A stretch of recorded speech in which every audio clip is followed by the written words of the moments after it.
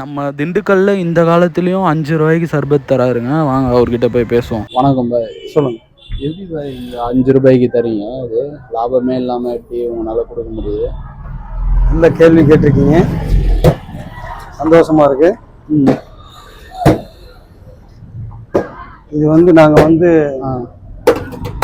ஒரு சேவை மனப்பான்மையில கொடுத்துக்கிட்டு இருக்கோம்.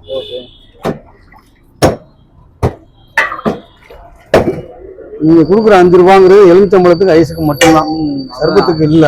எல்லாமே போடுறீங்க, ஐஸ் சர்பத்துக்கு இல்ல. நாங்க சொந்த கம்பெனி வச்சிருக்கிறனால இந்த ₹5 நாங்க கொடுத்துக்கிட்டு இருக்கோம். எங்கள்கிட்ட வாங்கிட்டு போய் விற்கக்கூடியவங்களால கொடுக்க முடியாது, கண்டிப்பான முறையில கொடுக்க முடியாது. சொந்த கம்பெனிங்கிறனால கொடுத்துக்கிட்டு இருக்கோம். ₹5 ரேட்டுங்கிறது ஏறக்குறைய 13-14 வருஷமா கொடுத்துக்கிட்டு இருக்கோம். அதுக்கு முன்னாடி ₹4, அதுக்கு முன்னாடி உள்ள விலைகள் அந்த காலகட்டத்துக்கு தகுந்த மாதிரி கொடுத்தோம். இப்போ ₹5 கொடுத்துக்கிட்டு இருக்கோம். எவ்வளவு முடியுமோ எங்கனால நாங்க கொடுப்போம். இது வரைக்கும் நாங்க விலையை மாத்தணும்னு நினைக்கல, மாத்தல. சூழ்நிலை கொடுத்துக்கிட்டு இருக்கோம், கொடுப்போம். எத்தனை வருஷமா இந்த ஃபீல்ட்ல இருக்கீங்க? இந்த ஃபீல்டுன்னு சொன்னீங்கன்னு சொன்னா இந்த கம்பெனிக்கு வயசு 100 தாண்டிருச்சு.